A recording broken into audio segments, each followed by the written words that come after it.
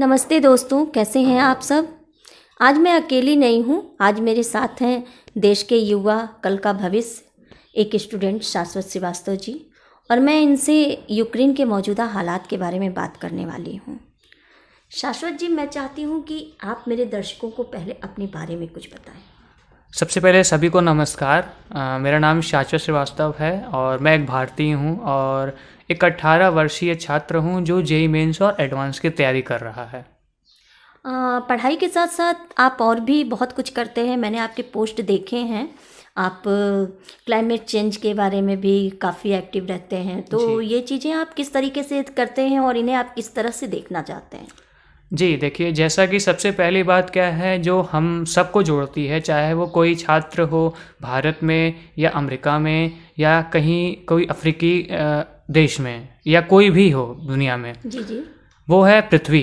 तो हमें पृथ्वी के बारे में आवाज़ उठानी चाहिए। और दूसरा ये है कि आपने सही कहा, मैं इंस्टाग्राम पे मतलब मेनली इंस्टाग्राम पे मैंने कई पोस्ट किए हैं क्लाइमेट चेंज के बारे में और तमाम चीज़ों के बारे में। तो यही है कि हमें अपनी आवाज़ उठानी चाहिए।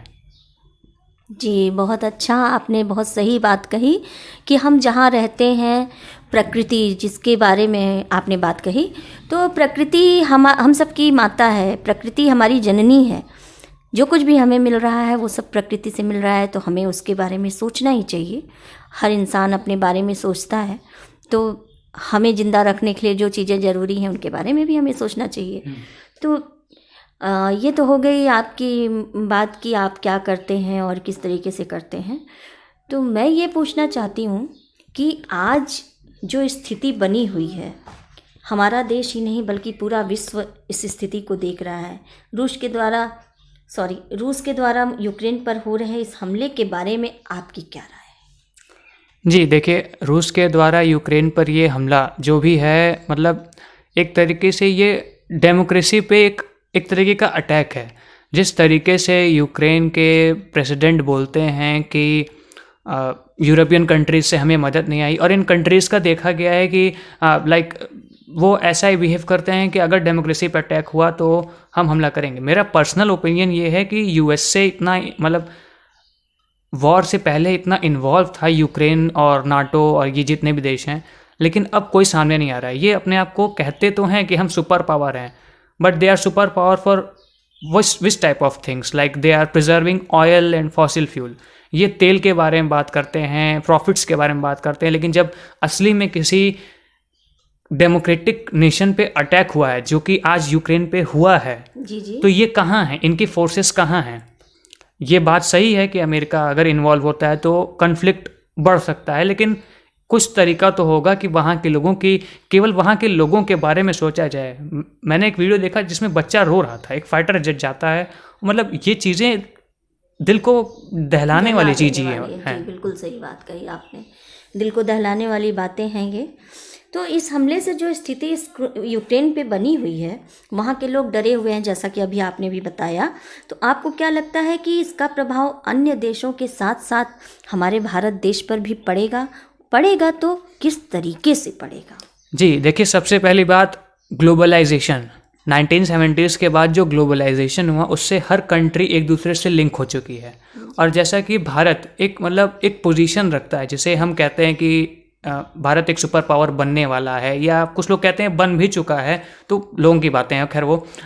तो जितना भी व्यापार होता है रशिया से यूक्रेन से यूरोप से, ये जितने, और एशिया में चाइना, इंडिया, ये सब लिंक्ड हैं। मैंने खुद ऑब्जर्व किया है कि जैसे ही खबर आती है प्रेसिडेंट पुतिन की कि उन्होंने एक स्पेशल मिलिट्री ऑपरेशन किया है, वो वैसे वॉर ही है, फुल ऑन इन्वेजन वॉर। जी जी, बिल्कुल सही। तुरंत शेयर बाजार गिरने लगते हैं, 2 से 2.5%। ये निफ्टी गिरता है, डाउ जोन्स गिरते हैं, यूएस का है, निक्की जापान का गिरता है, और ऑस्ट्रेलिया के, मतलब दुनिया भर के शेयर बाजार गिरने लगते हैं। और साथ ही साथ ये मतलब एक बहुत ही नोट करने वाला पॉइंट है कि तेल के दामों में $100 प्रति बैरल तक उछाल आता है। ये इसके बारे में मैं आगे बताने की कोशिश करूँगा कि ये कैसे एक क्रिटिकल पॉइंट है। जी जी बिल्कुल, मैं चाहूँगी कि आप हमारे दर्शकों को ये बातें बताएं, लेकिन आपकी बात को थोड़ा सा रोकते हुए मैं एक दूसरा क्वेश्चन पूछना चाहूँगी, क्योंकि ये आज के समय के हिसाब से बहुत ही अहम क्वेश्चन है। यूक्रेन में फंसे भारतीयों के बारे में आप क्या कहना चाहेंगे? जी, जिन्हें नहीं पता, यूक्रेन में भारतीय मेडिकल फील्ड के लिए जाते हैं, मतलब स्पेशली मेडिकल फील्ड के लिए जाते हैं ज़्यादातर, और 16 से 20 हज़ार कुछ ऐसे नंबर्स आ रहे हैं कि उतने भारतीय स्टूडेंट मतलब फंसे हैं वहाँ पे। जी जी। तो एज ए स्टूडेंट एक बहुत ही मतलब कंसर्न वाली बात है सबसे पहली बात कि उन्हें पहले क्यों नहीं निकाला गया। मैंने देखा न्यूज़ पे कि एम्बेसी के द्वारा पहला ऑर्डर युद्ध के कुछ ही दिनों पहले जारी किया गया कि आपको जाना है जाइए, नहीं जाना। जब एक ऐसा कन्फ्लिक्ट बना हुआ है कि एक सुपर पावर रशिया की इतनी ज़्यादा फोर्सेस खड़ी है वहाँ पे, तो बच्चों को पहले तो निकाल लेना चाहिए। मतलब वहाँ अब ऐसी स्थिति हो गई है कि खाने पीने का मतलब दिक्कत हो रहा है, ये सब चीज़ें हैं। हाँ जी, खाने पीने, बिजली, पानी, हर एक चीज़ की प्रॉब्लम हो रही है। बच्चों ने खुद भी ये बातें कही हैं जिन्होंने वीडियो बनाकर भेजे हैं, और रवीश कुमार जी ने तो इन चीज़ों को काफ़ी डिटेल में दिखाया है। मैं भाई उनकी बहुत बड़ी फ़ैन हूँ। तो मैं भी फ़ैन हूँ। उन्होंने मतलब जिस तरीके से दिखाया है कि सरकार को कदम लेने चाहिए थे, और इसमें मैं मानता हूँ कि सरकार की गलती 90% है, लेकिन बच्चों की भी गलती है जो 10% है। क्योंकि कुछ बच्चे हैं, वैसे उन बच्चों की मैं गलती डायरेक्ट नहीं दे सकता, लेकिन जैसे कि वहाँ पे क्या है 100% अटेंडेंस का कुछ है, मैं उतना श्योरिटी के साथ नहीं कह सकता हूँ, लेकिन कॉलेज ने भी प्रेशर डाला बच्चों पे। बच्चे खुद कहे कि हाँ, कुछ बातें आई कि 2 दिन पहले कॉल करके बुलाया गया बच्चों को। एक बच्चों पे प्रेशर तो था। जी, एक दीदी का मैंने इंटरव्यू देखा था, उन्होंने कहा था कि मैं अभी 12 फरवरी को इंडिया से वापस यूक्रेन गई हूँ, और देखिए आज मैं यहाँ फंसी हुई हूँ। तो ये ऐसी सिचुएशन में कैसे मतलब बच्चों को ये सब मतलब हाँ, बच्चों को हम किस तरह से प्रेशराइज कर रहे हैं, बच्चों पे उसका क्या प्रभाव पड़ रहा है, ये बातें काफ़ी मायने रखती हैं। तो इसी से लगा हुआ एक दूसरा क्वेश्चन है हमारा आपसे शाश्वत जी। आखिर क्या कारण है कि हमारे देश के बच्चे यूक्रेन के साथ साथ अन्य देशों में भी उस उच्च शिक्षा के लिए जाना पसंद करते हैं? किन वजहों से जाते हैं? जी, देखिए सबसे पहली बात, अगर किसी भी बच्चे से आप इंडिया में पूछेंगे कि बेटा आपको क्या करना है, तो 80 से 90% चांस ये है वो बोलेगा कि मुझे इंजीनियरिंग करनी है, मेडिकल करना है। फिर जब आप उससे पूछेंगे कि बेटा आप इस चीज़ के लिए, इंजीनियरिंग और मेडिकल के लिए आप किस कॉलेज में जाना चाहते हैं, या तो वो IIT बोलेगा या NIT बोलेगा, और अगर मेडिकल तो एम्स बोलेगा। तो दिक्कत यही है कि कॉलेजेस की कमी है। कॉलेजेस अगर देखा जाए तो उनके यूनिवर्सिटीज़ की संख्या बढ़ती जा रही है, पर क्या अच्छी यूनिवर्सिटीज़ की संख्या बढ़ रही है, क्या उनकी क्वालिटी बढ़ रही है, उनकी फंडिंग्स बढ़ रही हैं, और जो एक्सपोजर है, मतलब बच्चा अगर यूनिवर्सिटी में गया तो उसके बाद उसको जॉब मिलती है नहीं मिलती है, एम्प्लॉयमेंट रेट क्या है, ये तमाम चीज़ें हैं। ये मतलब बहुत ही एक मुद्दा है, और इसे मतलब एक टर्म भी दिया गया है, the brain drain of India.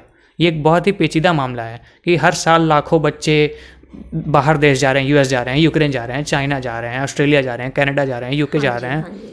तो ये देखने वाली चीज़ है। इस वजह से बच्चे दूसरे देश जाते हैं कि हमारे देश में स्थिति अच्छी नहीं है एजुकेशन के मामले में। तो जैसा कि आपने बताया हमें कि किस वजह से हमारे देश के छात्र अन्य देशों में जा रहे हैं, तो इसी से लगा हुआ एक क्वेश्चन निकल के आता है कि अगर हमारे देश में उस उच्च शिक्षा की संसाधनों की कमी है, जैसा कि आपने कहा, तो उसके लिए हमें क्या करना चाहिए? क्या आप अपने तरीके से, क्योंकि भाई आप अपने साथ के बच्चों के साथ बैठते होंगे, उनसे बातें करते होंगे, तो आप लोगों के मन में ऐसा क्या विचार आता है कि हमारे देश में ऐसा क्या होना चाहिए जिसकी वजह से कि हमारी युवा पीढ़ी, हमारे छात्र बाहर देशों में न जाकर अपने देश में अपनी उच्च शिक्षा को प्राप्त कर सकें? जी, देखिए सबसे पहली बात यह है कि हमारी जो करंट एजुकेशन सिस्टम है उसकी जो पढ़ाने के तरीके हैं वो एक बहुत ही एग्रेसिव तरीका है। बच्चों को प्रैक्टिकलिटी में न भेजकर उन्हें थ्योरी में, या मतलब एक सिलेबस को हार्ड किया गया है, ना कि बजाय उस सिलेबस को रियल लाइफ में कैसे अप्लाई करें।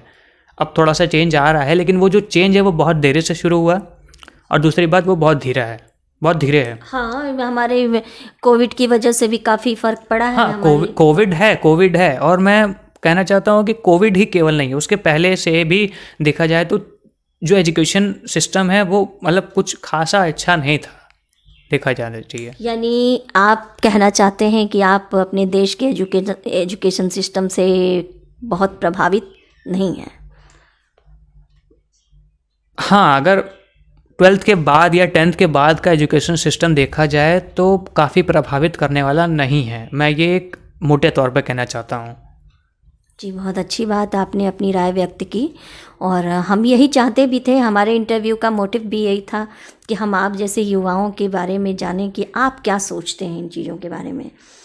तो शाश्वत जी, मौजूदा वैश्विक अस्थिरता जैसे कि जलवायु परिवर्तन और कुछ युद्ध का ये जो माहौल बना हुआ है, आपकी मनोदशा पर क्या प्रभाव डालता है?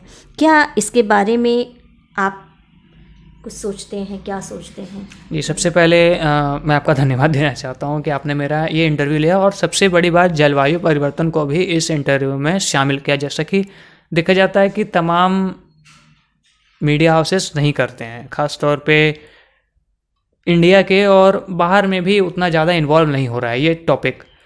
तो मैंने पहले ही कहा कि हम सब पृथ्वी पर रहते हैं और ये हमारी जिम्मेदारी बनती है कि हम इसके बारे में सोचें, इसके बारे में करें, ठीक है।